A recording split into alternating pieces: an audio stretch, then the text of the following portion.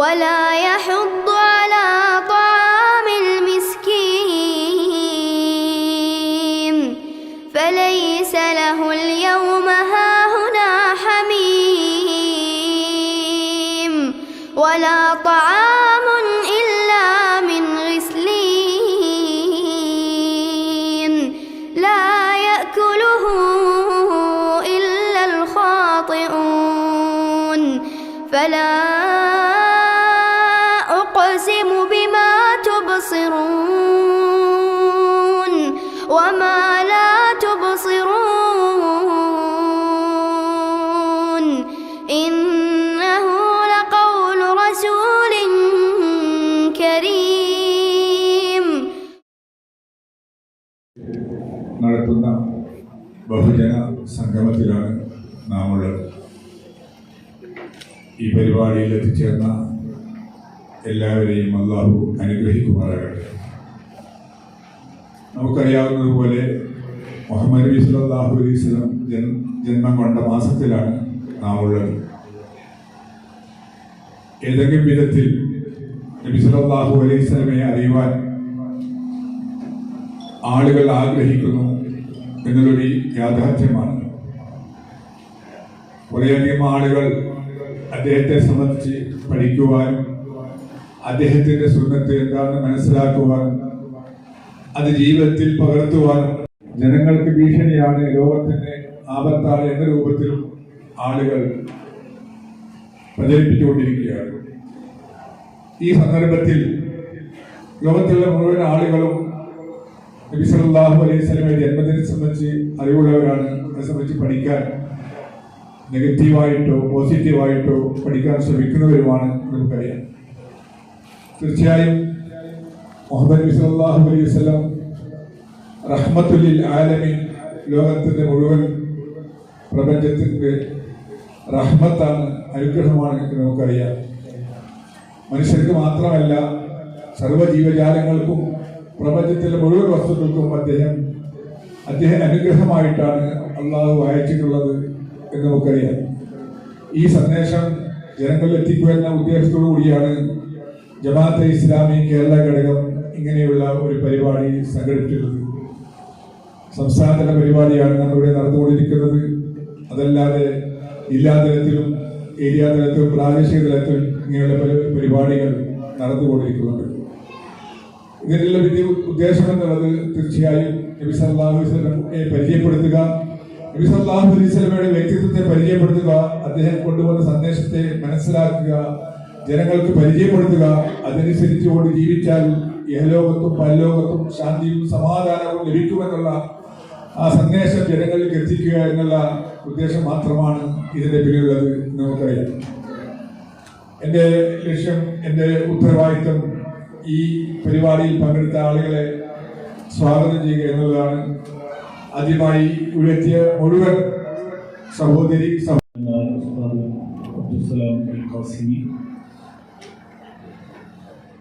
ജമാഅത്തെ ഇസ്ലാമി സംസ്ഥാന assistant secretary മലിക് ഷഹബാസ് സാഹിബ്, സ്വാഗതം ആശംസിച്ചുകൊണ്ട് നിന്നോട് സംസാരിച്ച ജില്ലാ വൈസ് പ്രസിഡന്റ് ഷാഫി സാഹിബ്,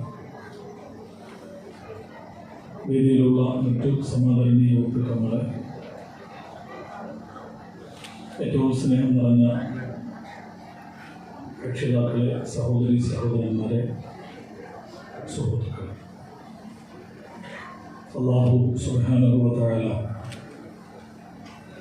നമ്മുടെ ഈ സംഗമത്തെ അനുഗ്രഹിക്കുമാറാവട്ടെ എന്ന് ഉപയോഗിച്ചുകൊണ്ടിരിക്കുന്നത് നമ്മൾക്ക് എല്ലാവർക്കും അറിയാം. ഈ മാസം ഇസ്ലാമിൽ അനുഷ്ഠാനപരമായോ ആചാരപരമായോ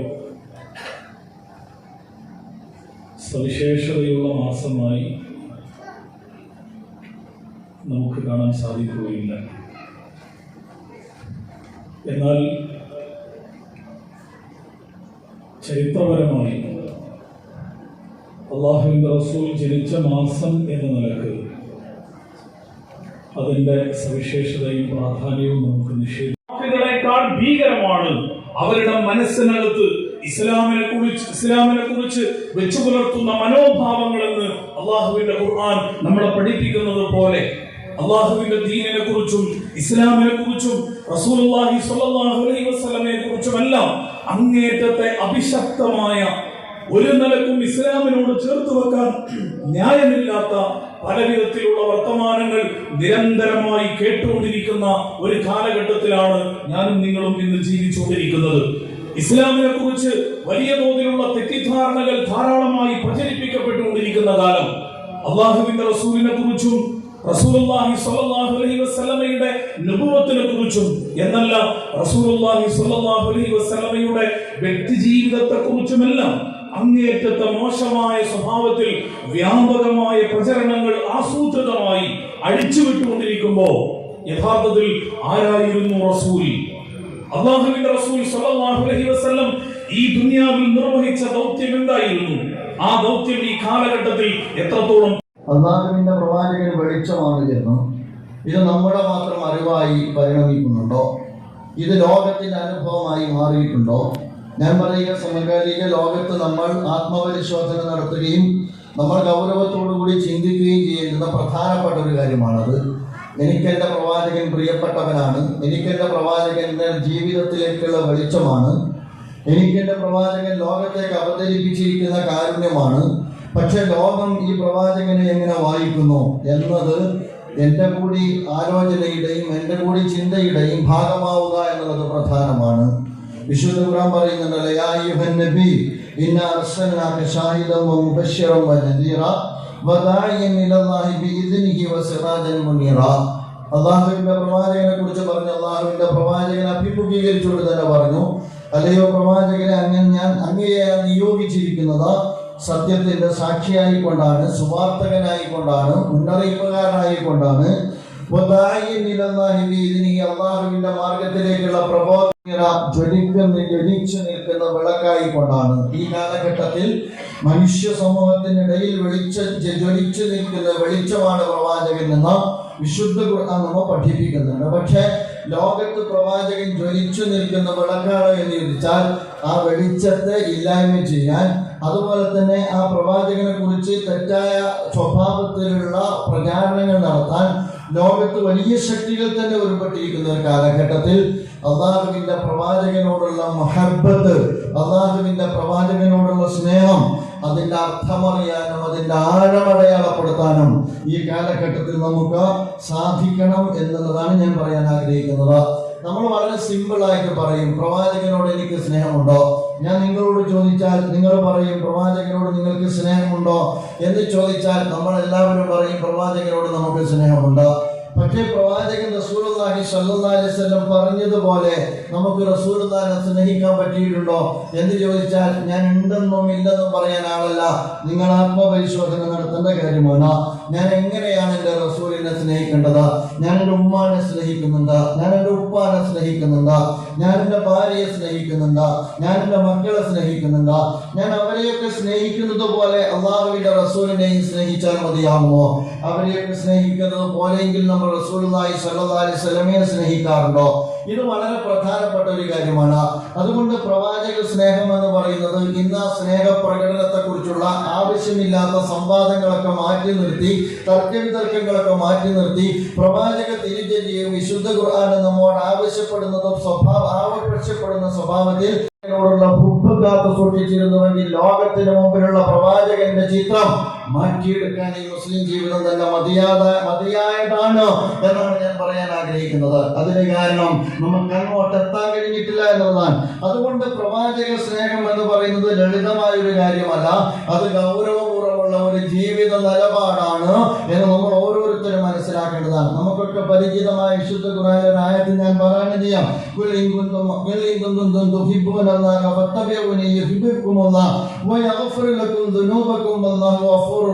നിങ്ങൾ അല്ലാഹു സുബ്ഹാനഹു വ തആല നബിയെ താങ്കൾ അവരോട് പറയണം, നിങ്ങൾ അല്ലാഹുവിനെ ഇഷ്ടപ്പെടുന്നുവെങ്കിൽ എന്നെ നിങ്ങൾ പിൻപറ്റുക, അല്ലാഹുവിനെ ഇഷ്ടപ്പെടുന്നുവെങ്കിൽ എന്നെ നിങ്ങൾ പ്രവാചകനെ നിങ്ങൾ പിൻപറ്റുക.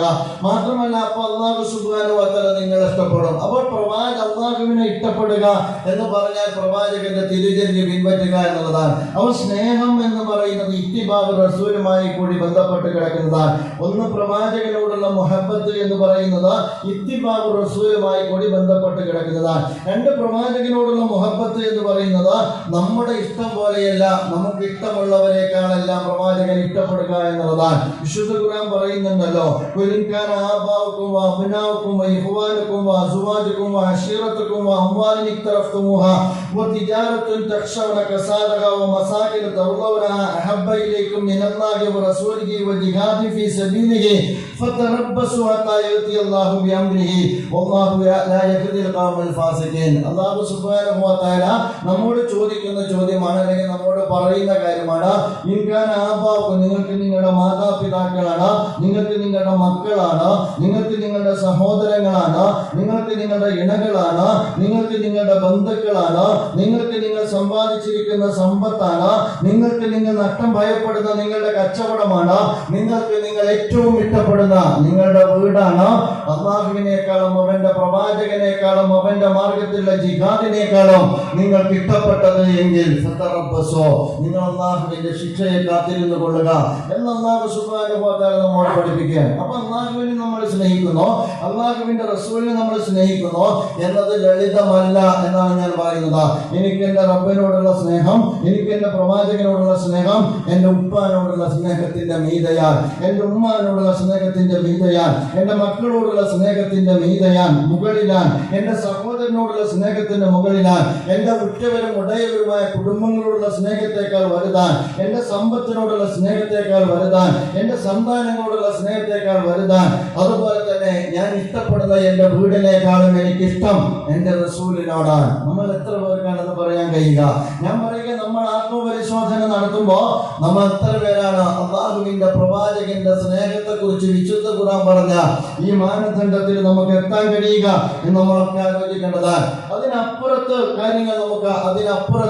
നമ്മൾ കാര്യങ്ങൾ ചർച്ച ചെയ്യുന്നതിന് അർത്ഥമില്ല. ഈ സ്നേഹം നമുക്ക് കൊടുക്കാൻ പറ്റിയിട്ടുണ്ടോ? നമുക്കറിയാം, അനസ് റിപ്പോർട്ട് ചെയ്യുന്നുണ്ട്, നബി തിരുമേനി സല്ലല്ലാഹു അലൈഹി വസല്ലം പറഞ്ഞു, ലാ യുഅ്മിനു അഹദുക്കും ഹത്താ അകൂന ഹബ്ബ ഇലൈഹി മിൻ വലദിഹി വവാലിദിഹി വന്നാസി അജ്മഈൻ.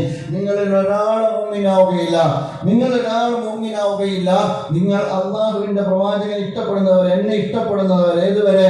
നിങ്ങളുടെ മക്കളെക്കാൾ എന്നെ ഇഷ്ടപ്പെടുന്നത് വരെ, നിങ്ങളുടെ മാതാപിതാക്കളെക്കാൾ എന്നെ ഇഷ്ടപ്പെടുന്നത് വരെ, മറ്റുള്ള മനുഷ്യരെക്കാൾ എന്നെ ഇഷ്ടപ്പെടുന്നത് വരെ.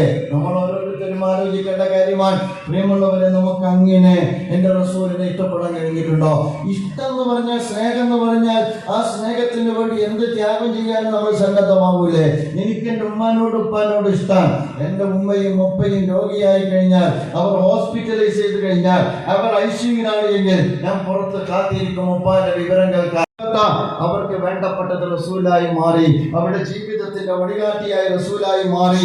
അവർ ജീവിതത്തിൽ മറ്റെല്ലാറ്റിനേക്കാളും മീതെ അല്ലാഹുവിന്റെ റസൂലിനെ സ്നേഹിച്ചോ. മഹാനായ ഉമറുൽ ഫാറൂഖ് റളിയല്ലാഹു അൻഹു ഒരു ഘട്ടത്തിൽ അല്ലാഹുവിന്റെ പ്രവാചകനോട് പറഞ്ഞില്ലേ, ലാ അൻത അഹബ്ബു ഇലയ്യ മിൻ കുല്ലി ഷൈഇൻ ഇല്ലാ മിൻ നഫ്സി. അല്ലാഹുവിന്റെ റസൂലേ, അങ്ങയോട് എനിക്ക് ഇഷ്ടമാണ്, പക്ഷേ അങ്ങയോട് ഞാൻ ഇഷ്ടപ്പെടുന്നത് എന്റെ സ്വന്തം ശരീരം ഒഴികെ മറ്റെല്ലാറ്റിനേക്കാളും എനിക്ക് അങ്ങയോട് ഇഷ്ടമാണ്. എന്റെ സ്വന്തം ശരീരം ഒഴികെ മറ്റെല്ലാറ്റിനേക്കാളും എനിക്ക് അങ്ങയോട് ഇഷ്ടമാണ്. ആരാണ് ഉമറുൽ ഫാറൂഖ് റളിയല്ലാഹു അൻഹു? നമുക്ക് എല്ലാവർക്കും അറിയാം. അല്ലാഹുവിന്റെ റസൂൽ പറഞ്ഞു, ലാ വല്ലദി നഫ്സി ബിയദിഹി ഹത്താ അകൂന ഹബ്ബ ഇലൈക മിൻ നഫ്സി. ഒരിക്കലും ഉമറേ നീ മുഅ്മിനാവുകയില്ല, ഒരിക്കലും ഉമറേ നീ മുഅ്മിനാവുകയില്ല, മറ്റെല്ലാറ്റിനേക്കാളും ഏറ്റവും വേണ്ടപ്പെട്ടവനായി ഞാൻ മാറുന്നത് വരെ മുഅ്മിനാവുകയില്ല. ആരാണ് ഉമറുൽ ഫാറൂഖ് റളിയല്ലാഹു അൻഹു? നമുക്ക് എല്ലാവർക്കും അറിയാം. അല്ലാഹുവിന്റെ റസൂലിനെ ജീവനേക്കാൾ വലുതായി സ്നേഹിച്ച ആളാണ്. എനിക്ക് ഇഷ്ടമാണ് റസൂലേ, എന്റെ ശരീരത്തെ കഴിഞ്ഞു എന്ന് പറഞ്ഞപ്പോ അല്ലാഹുവിന്റെ റസൂൽ തിരുത്തിയ ഉമർ, വല്ലാഹി ലാ ഉമർ ലൻ തുഖ്മിൻ യാ ഉമർ, ഉമറെ നിനക്ക് അങ്ങനെ വിശ്വാസിയാകാൻ പറ്റില്ല എന്നാണ്. അതുകൊണ്ട് സഹോദരന്മാരെ, നമ്മളൊരു മാസത്തെ നിശ്ചിത അവധിക്കകത്ത് നമ്മൾ എടുക്കുന്ന ചില പരിപാടികളുടെ ഭാഗമായിട്ട് നമുക്ക് റസൂലിനെ സ്നേഹിക്കാൻ പറ്റില്ല. എന്റെ റസൂലിനോടുള്ള മുഹബ്ബത്ത് എന്റെ ജീവിതത്തിന്റെ മുഴുനീളെ ഭൂമിയിലെ എനിക്ക് വേണ്ടപ്പെട്ട മറ്റെല്ലാറ്റിനേക്കാളും മീതെ എന്റെ റസൂൽ എന്റെ ജീവിതത്തിന്റെ വഴികാട്ടിയാകുമ്പോഴാണ്, എന്റെ റസൂലിനെ ഞാൻ സ്നേഹിക്കുമ്പോഴാണ് യഥാർത്ഥത്തിൽ എനിക്ക് പ്രവാചക സ്നേഹിയായി മാറാൻ കഴിയുക. നമ്മൾ മനസ്സിലാക്കണം. ആ കരുതലും ആ കാവലും പ്രവാചകന്റെ സഹാബാക്കൾക്കുള്ളത് കൊണ്ടാണ് ലോകത്ത് തുല്യതയില്ലാത്ത ഒരു സമൂഹത്തിന്റെ പിറവിക്ക് ലോകത്തിന് സാക്ഷ്യം വഹിക്കാൻ കഴിഞ്ഞത്. മഹാനായ പ്രവാചകൻ മക്ക വിട്ട് മദീനത്തേക്ക് പോകുന്നില്ലേ? മദീനത്തേക്ക് പോകുമ്പോൾ പ്രവാചകനെ വധിക്കാൻ വേണ്ടി ആ വീടിന് ചുറ്റും ആളുകള് കൂട്ടം കൂടി നിൽക്കുന്നുണ്ട്. ദാറുന്നതുമേൽ വെച്ച് അവരെടുത്ത യോഗത്തിന്റെ തീരുമാനത്തിന്റെ ഭാഗമായി പ്രവാചകനെ വധിക്കാൻ അവർ നടത്തിയിരിക്കുന്ന തീരുമാനം എന്ന് പറയുന്നത് എല്ലാ ഗോത്രത്തിൽ നിന്നും ഓരോരുത്തർ വേണം. കാരണം പ്രവാചകൻ വധിക്കപ്പെട്ട് കഴിഞ്ഞാൽ ഒരു ഗോത്രവും അതിനെ ന്യായീകരിക്കാൻ വരാൻ പാടില്ല. അതുകൊണ്ട് എല്ലാ ഗോത്രത്തിൽ നിന്നും ആളുകൾ തെരഞ്ഞെടുത്തിട്ട് പ്രവാചകന്റെ മരിച്ചിട്ടില്ല. എന്താണ് പറഞ്ഞത്? അല്ലാഹുവിന്റെ റസൂലും മരിച്ചിട്ടില്ല, വഫാത്തായിട്ടില്ല. കാരണം അല്ലാഹുവിന്റെ പ്രവാചകന്റെ വിയോഗത്തെ ഉൾക്കൊള്ളാൻ പോലും സാധ്യമല്ലാത്ത വിധം മഹാനായ പ്രവാചകനെ അദ്ദേഹം സ്നേഹിച്ചിട്ടുണ്ടായിരുന്നു. അബൂബക്കർ സിദ്ദീഖ് റളിയല്ലാഹു അൻഹു വന്നിട്ട് പറയുന്നുണ്ട്, ഇജ്ലിസ് യാ ഉമർ, ഉമർ അങ്ങൊന്ന് ഇരിക്കുക. അദ്ദേഹത്തോട് പറയുന്നുണ്ട്, അങ്ങൊന്ന് ഇരിക്കുക. അദ്ദേഹം ഇരിക്കാൻ സന്നദ്ധമാകുന്നില്ല. അവസാനം മഹാനായ അബൂബക്കർ സിദ്ദീഖ് റളിയല്ലാഹു അൻഹു ആ ഘട്ടത്തിലാണ് വിശുദ്ധ ഖുർആനിലെ ഈ സൂക്തം പാരായണം ചെയ്യുന്നത്. വമാ മുഹമ്മദുൻ ഇല്ലാ റസൂലുൻ ഖദ് ഖലത മിൻ ഖബ്ലിഹി റുസുൽ അഫഇൻ മാത ഔ ഖുതില ഇൻഖലബ്തും അലാ അഖാബികും വമൻ യൻഖലിബ് അലാ അഖിബൈഹി ഫലൻ യദുറല്ലാഹ ശൈഅ വസയജിദില്ലാഹു ശാകിരീൻ. അല്ലാഹു സുബ്ഹാനഹു വ തആല വിശുദ്ധ ഖുർആനിലൂടെ പരാമർശിക്കപ്പെട്ട അല്ലാഹുവിന്റെ പ്രവാചകൻ മറ്റു പ്രവാചകന്മാരെ പോലെ ഒരു പ്രവാചകനാണ്. 13-ാമത്തെ വയസ്സിൽ മടക്കി വിടുന്നുണ്ടോ? ഉഹദ് യുദ്ധത്തിന് പോകുന്നുണ്ട്. അദ്ദേഹം പറയുന്നുണ്ട്, അന്ന് എനിക്ക് 14-ാമത്തെ വയസ്സാണ്. എന്റെ ശരീരബലമൊക്കെ പരിശോധിച്ചിട്ട് ഞാൻ ശാരീരികമായി ഫിറ്റല്ല, ബോഡി ഫിറ്റല്ല എന്ന് പറഞ്ഞ് വീണ്ടും മടക്കി വിടുന്നുണ്ട്. കുട്ടികൾ പ്രവാചകനോടൊപ്പമാണ്, സ്ത്രീകൾ പ്രവാചകനോടൊപ്പമാണ്. നിങ്ങൾ ആലോചിച്ച് നോക്കൂ. ഉഹദ് യുദ്ധത്തിന്റെ സന്ദർഭം നമുക്ക് എല്ലാവർക്കും അറിയാം. ഉഹദ് യുദ്ധത്തിൽ പ്രവാചകൻ ഒരുപാട് പരീക്ഷിക്കപ്പെട്ട സന്ദർഭമാണ്. അല്ലാഹുവിന്റെ പ്രവാചകന് പരിക്കേറ്റ സന്ദർഭമാണ്. അത്തരമൊരു സന്ദർഭത്തിലാണ് റസൂലുള്ളാഹി സ്വല്ലല്ലാഹു അലൈഹി വസല്ലം വധിക്കപ്പെട്ടിരിക്കുന്നു എന്നുള്ള വാർത്ത ലോകത്താകെ, അല്ലെങ്കിൽ ആ മക്കയിലാകെ മദീനയിലാകെ വ്യാപിച്ചുകൊണ്ടിരിക്കുന്ന സന്ദർഭമാണ്. ആ സന്ദർഭത്തിലാണ് ബനൂ നദീർ ഗോത്രത്തിലെ ഒരു സ്ത്രീ ഓടി വരുന്നത്. അവർ ഓടി വരുന്നത് യുദ്ധക്കളത്തിലേക്കാണ്. അവർ യുദ്ധക്കളത്തിലേക്ക് ഓടി വരുന്ന ഘട്ടത്തിൽ അവർക്ക് വാർത്ത കിട്ടുന്നുണ്ട്. കിട്ടുന്ന വാർത്ത എന്താണെന്നല്ലേ? അങ്ങയുടെ ഭർത്താവ് അള്ളാഹുവിലേക്ക് യാത്രയായിട്ടുണ്ട്, രക്തസാക്ഷിത്വം വഹിച്ചിട്ടുണ്ട്. അങ്ങയുടെ മകൻ രക്തസാക്ഷിത്വം വഹിച്ചിട്ടുണ്ട്. അങ്ങയുടെ സഹോദരൻ രക്തസാക്ഷിത്വം വഹിച്ചിട്ടുണ്ട്. ഒരു സ്ത്രീയെ സംബന്ധിച്ചിടത്തോളം ഈ വാർത്ത എത്രമാത്രം ആഘാതമുള്ള വാർത്തയാണ്. യുദ്ധക്കളത്തിൽ മഹാനായ റസൂലുള്ളാഹിന്റെ വധിക്കപ്പെട്ടിരിക്കുന്നു എന്ന വാർത്ത കേട്ടിട്ട് ആകുലപ്പെട്ട് ആശങ്കപ്പെട്ട് യുദ്ധക്കളത്തിലേക്ക് ഓടിക്കൊണ്ടിരിക്കുന്ന ഈ വനിതയോട് പറയാം, വെറുതെ വിട്ടേക്കാം, നിന്നെ ഞങ്ങൾ വെറുതെ വിട്ടേക്കാം. നിന്റെ സ്ഥാനത്ത് നീ മുഹമ്മദിനെ തരിക, പകരം നിന്നെ നിന്റെ വീട്ടിലേക്ക് വിട്ടേക്കുക. അത് നീ ഇഷ്ടപ്പെടുമോ എന്നാണ് ചോദ്യം. സൈദിനോടാണ് ചോദ്യം. എപ്പോഴാണ് ചോദ്യം എന്നറിയാമോ? ജീവൻ എന്ന് പറയുന്നത്, ജീവന്റെ തുടിപ്പ് അവസാനിക്കാൻ നിൽക്കുന്ന, അവസാനം വധശിക്ഷ നടപ്പാക്കാനിരിക്കുന്ന ഘട്ടത്തിലുള്ള ചോദ്യമാണ്. സൈദൻ നിനക്കൊരു ഓപ്പർച്യൂണിറ്റി തരുന്നു പോലെ ഒരാളെയും ഒരാളും സ്നേഹിക്കുന്നത് ഞാൻ കണ്ടിട്ടില്ല എന്ന സന്ദർഭത്തിൽ അബൂ സുഫിയാൻ പറയുകയാണ്. പ്രിയമുള്ള സുഹൃത്തുക്കളെ, അതുകൊണ്ടാണ് ഞാൻ പറഞ്ഞത്, പ്രവാചകനോടുള്ള മുഹബ്ബത്ത് എന്ന് പറയുന്നത് ലളിതമല്ല, ഗൗരവമുള്ള ജീവിത സമീപനമാണ്. പലതും നമുക്ക് വേണ്ടെന്ന് വെക്കാൻ കഴിയുന്ന, പലതും നമുക്ക് സ്വീകരിക്കേണ്ടതായിട്ട് വരുന്ന, മറ്റെല്ലാറ്റിനെയും അവഗണിക്കേണ്ടി വരുന്ന ഏറ്റവും ഉജ്ജ്വലമായ നിലപാടിന്റെ പേരാണ് ഹുബ്ബുർ റസൂൽ എന്ന് പറയുന്നത്. ഹുബ്ബുർ റസൂലിന് ഒരു ജനത കൊടുത്തത് അവരുടെ ജീവിതമാണ്. ലോകത്തെ ചരിത്രത്തിൽ രക്തസാക്ഷിത്വത്തിലൂടെ അതുപോലെ തന്നെ ജീവിതത്തിലൂടെ ഒരു ജനത കൊടുത്തിരിക്കുന്ന, ഒരു ജനത അടയാളപ്പെടുത്തിയ ഹുബ്ബുർ റസൂലിനെ നമ്മൾ കേട്ടിട്ട് പോകണം. എന്നിട്ട് നിങ്ങൾ വീട്ടിൽ പോയിട്ട് എന്റെ ജീവിത ലൈൻ ഇതാണോ, അതല്ലേ റസൂലുള്ളാഹിന്റെ വഴിയിലേക്ക് എന്റെ ജീവിത ലൈൻ മാറേണ്ടതുണ്ടോ മാറ്റേണ്ടതുണ്ടോ എന്ന് തീരുമാനിച്ചാൽ ഈ ഹാളും ഈ സംവിധാനവും ഈ മൈക്കും ഞങ്ങൾ പല ഭാഗത്തിൽ നിന്ന് ഇവിടെ വന്നതും ഞങ്ങൾ പറഞ്ഞതും ഞങ്ങൾ പ്രാർത്ഥിച്ചതും ഒക്കെ റഹ്മത്താണ്. അതല്ല എങ്കിൽ ഞങ്ങൾക്ക് കൂലിയിട്ടും നമ്മളെ സംബന്ധിച്ചിടത്തോളം ഈ സമയവും വെറുതെയാണ്. നാഥൻ അത്തരം എല്ലാ അർത്ഥത്തിലുമുള്ള അപകടങ്ങളിൽ നിന്ന് നമ്മളെ കാത്തിരക്ഷിക്കുമാറാകട്ടെ. ഹൈറായ ഉമ്മത്തിന്റെ ഹൈറായ ഉമ്മത്തിന്റെ ഉത്തരവാദിത്തം നിർവഹിക്കുന്നിടത്ത് പ്രവാചകനെ വഴികാട്ടിയായി സ്വീകരിച്ച് മുന്നോട്ട് പോകാനുള്ള വെളിച്ചവും തെളിച്ചവും പ്രദാനം ചെയ്യട്ടെ. അൽഹംദുലില്ലാഹി റബ്ബിൽ ആലമീൻ. അസ്സലാമു അലൈക്കും. കിടക്കുന്നത് എവിടെയാണ്?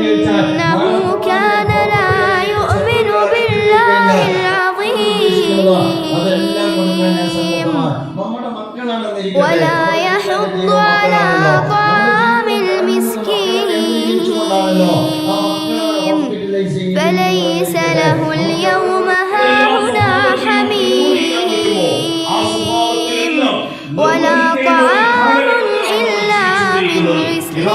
റഹ്മത്ത് എന്ന് പറയുന്നത് നമ്മൾ لا يأكله إلا الخاطئون فلا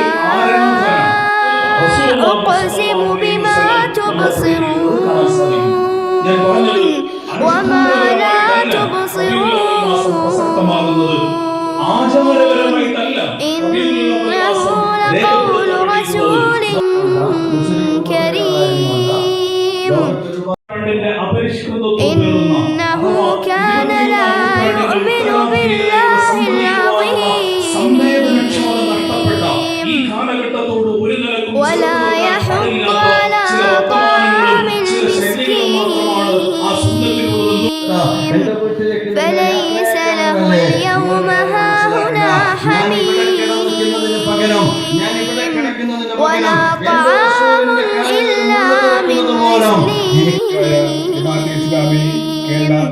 لا يأكله إلا الخاطئون فلا أقسم بما تبصرون وما لا تبصرون إنه لقول رسول كريم إنه كان لا يؤمن بالله العظيم ولا يحض على طعام المسكين فليس له اليوم هاهنا حميم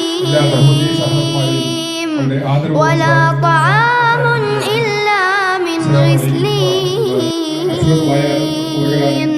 لا يأكله إلا الخاطئون فلا أقسم بما تبصرون وما لا تبصرون إنه لقول رسول كريم إنه كان لا يؤمن بالله العظيم ولا يحض على طعام المسكين فليس له اليوم هاهنا حميم ولا طعام إلا من غسلين لا يأكله إلا الخاطئون فلا أقسم بما تبصرون وما لا تبصرون إنه لقول رسول كريم إنه كان لا يؤمن بالله العظيم ولا يحض على طعام المسكين فليس له اليوم هاهنا حميم ولا طعام إلا من غسلين لا يأكله إلا الخاطئون فلا أقسم بما تبصرون وما لا تبصرون إنه لقول رسول كريم إنه كان لا يؤمن بالله العظيم ولا يحض على طعام المسكين فليس له اليوم هاهنا حميم ولا طعام إلا من غسلين മരണങ്ങൾ നടന്ന സന്ദർഭം എന്ന നിലക്ക് ആ പറയൽ ഏറ്റവും ഞാനും നിങ്ങളും ഇന്ന് ജീവിച്ചുകൊണ്ടിരിക്കുന്നു എന്നതാണ്.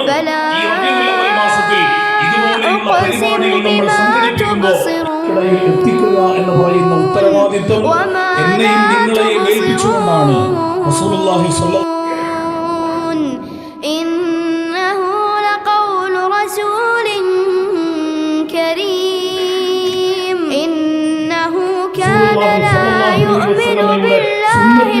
മനസ്സിലാക്കുന്നവരാണ് നമ്മളെല്ലാവരും. പക്ഷേ മുസ്ലിം സമുദായത്തിനകത്ത് സ്നേഹം എന്ന് പറയുന്നത് അത്ര ലളിതമല്ല. അതൊരു പിൻപറ്റിക്കഴിഞ്ഞാൽ എന്റെ ജീവിത നിലപാട് മാത്രമല്ല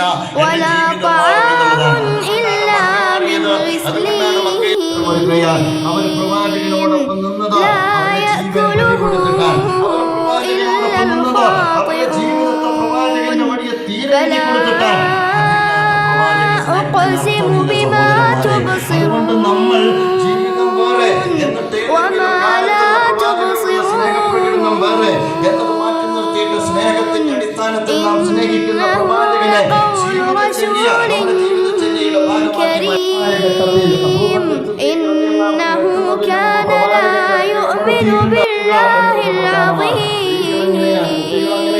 എല്ലാവരും അങ്ങനെയാണ്. എല്ലാവർക്കും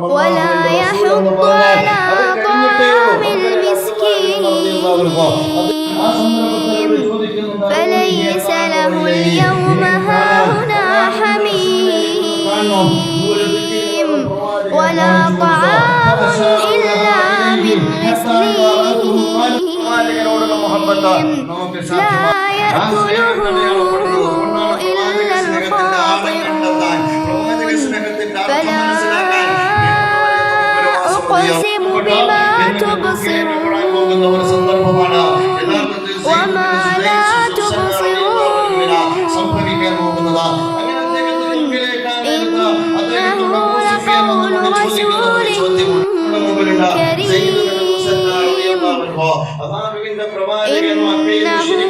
لا يؤمن بالله العظيم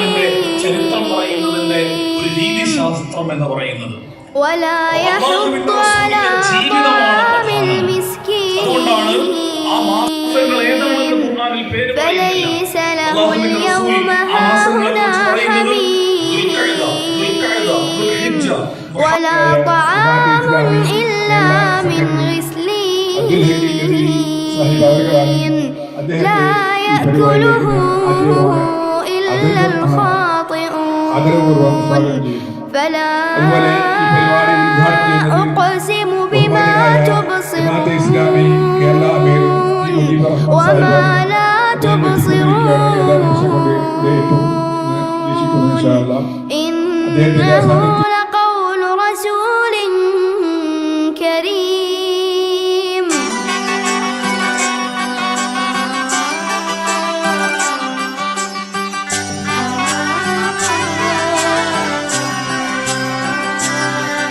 ഇവളണിയും പൊന്നല്ലേ കനവുണരും ദിനമല്ലേ മുഞ്ചത്തി പെണ്ണിൻ നിൻ മനം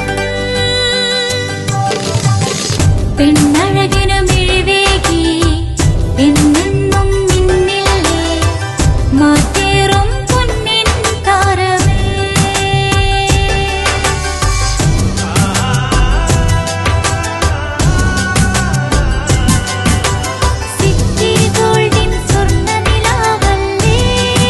City Gold and Diamonds, Kerala and Karnataka, the glow of purity.